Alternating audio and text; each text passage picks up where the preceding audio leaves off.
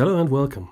My name is Axel, and in this video I will show you how to use a form field table which allows the buyer to add more than just one data record to a print product like wedding or birthday invitations, so that you can generate a variable data print file. I will go for a very easy example, a name badge.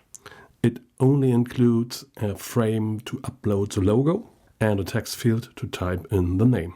So let us drop an image frame here first to scale it a bit down, and we allow the buyer to upload its own logo, of course, and we will set that frame to fit so that no logo will be cropped. And we need a text frame. I will go for a single line text frame to scale it up as well, and I will place a default image which I have uploaded up front to make it look a bit nicer for the buyer. Now we need a table form field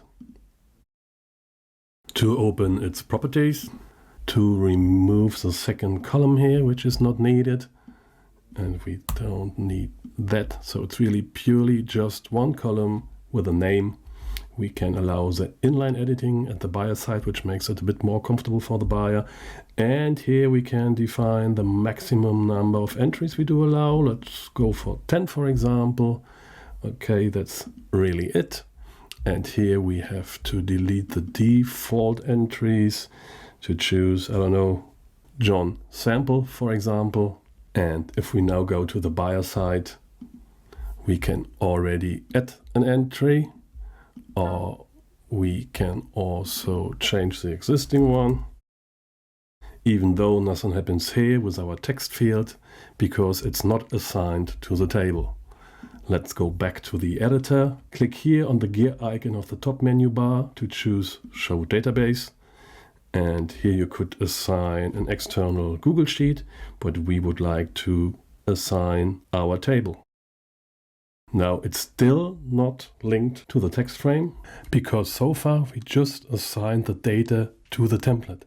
Now we have to assign it to the text frame too. Therefore we have two options.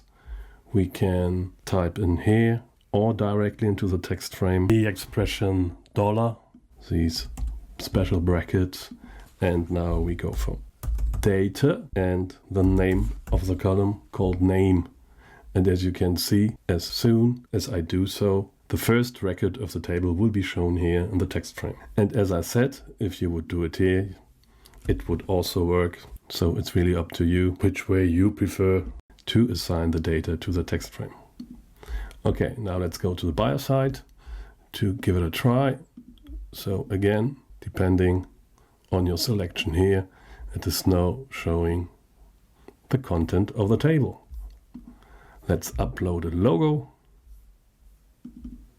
And if we now do request a production file for testing, we have to deselect the option output only selected record because we want to get all records done. And straight away it's showing us how many records will be rendered, in this case 2, which means we will now get a PDF including 2 pages, one for John, one for Stephanie.